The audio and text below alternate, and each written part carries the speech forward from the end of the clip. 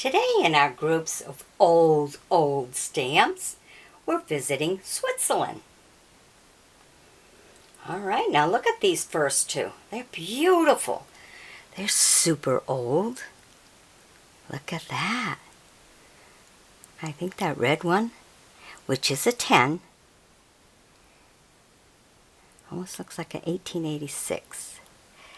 Okay, and then we have our brown one. Look at that one. Now if you notice, the brown one also on the cancellation also has the cross, which, you know, they have the cross on their chest there, but it also has it on the cancellation. So that is really, really super special. Now we take you to the second row here. And the first one, which is a deeper kind of green, whatever, is a half. 1/2. Can you imagine buying a stamp for a half? I mean, I've seen in the old days, you know, they had pennies and they cut them in half, which you couldn't do nothing with today, that's for sure. But back then, they did do that. Okay, and then you look at your brown one, which is a 3. Beautiful. Then you have your burgundy, that's a 5. And then here we go with this 1/2. That green one at the end is a 7.5. Now I'm grouping them all up for resale, so this is a good start to somebody's collection. I've reached the age now where it's time to pass it on. Okay, so these are really super old ones. Very nice. Okay, now the next group is not as old. The second group does not have the same age as the other ones. But we'll get back to the old ones. Okay, first you have this 20. Beautiful. I mean, it's nice to look at some of the stamps because it's like you're learning how the landscape is, you know, from where the stamps come from. So that's kind of cool sometimes to see. So first we have the brown one, and if you notice, there's a date on top of 1931. Then on a second row, all these pictures are the same, but they just have different years on them. Maybe not quite the same. There's an awful lot of mountains, ain't they? A lot of mountains. Kind of give you somewhat of that same look. They kind of messed it all up.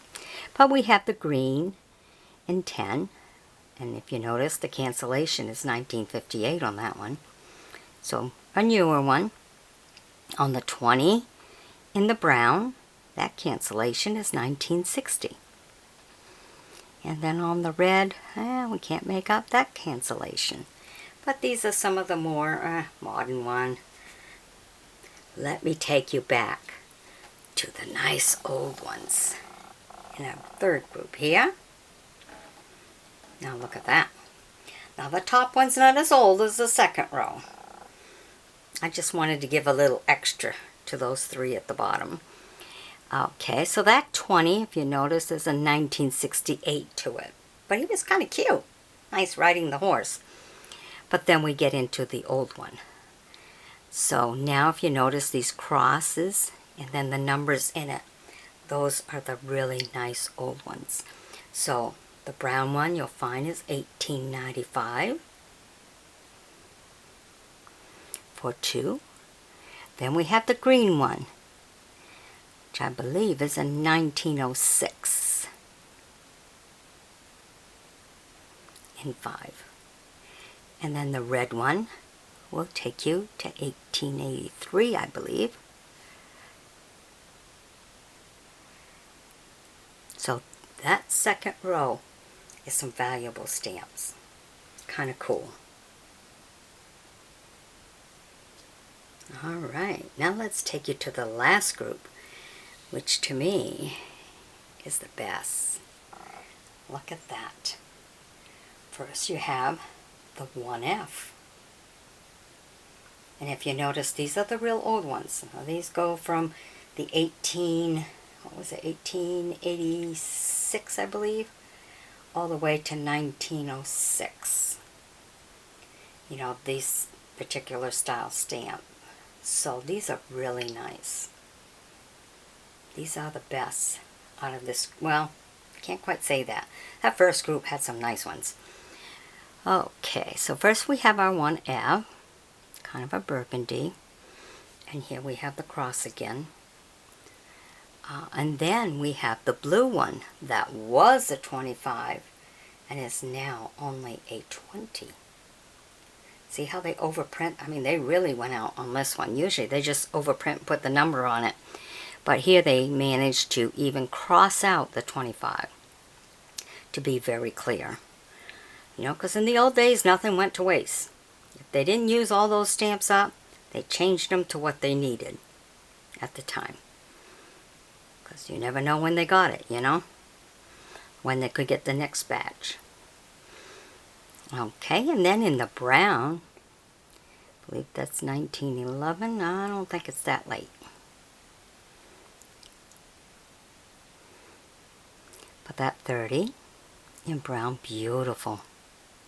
And then we have a 50.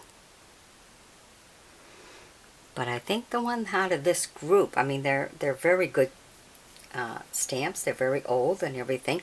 But the overprint, a lot of times when you have an overprint, sometimes it's that overprint that makes the stamp very valuable. So for this to be an overprint in the blue like this, and to cross it out the way it is, that's a good one. One to make sure to hold on to. All right.